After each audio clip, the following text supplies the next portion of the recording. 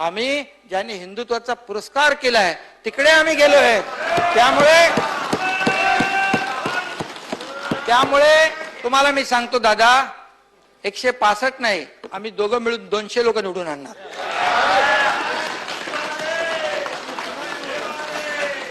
आमच्या लोकांना मी सांगितलं, त्यांना सांगितलं, अरे काय होईल उद्या, चिन्ह काय भेटणार? अरे बोल सोडा सगळं, आपण शिवसेना आहे, शिवसैनिक आहोत, जिथे लात मारू तिथून पाणी काढू, तुम्ही काळजी करू नका।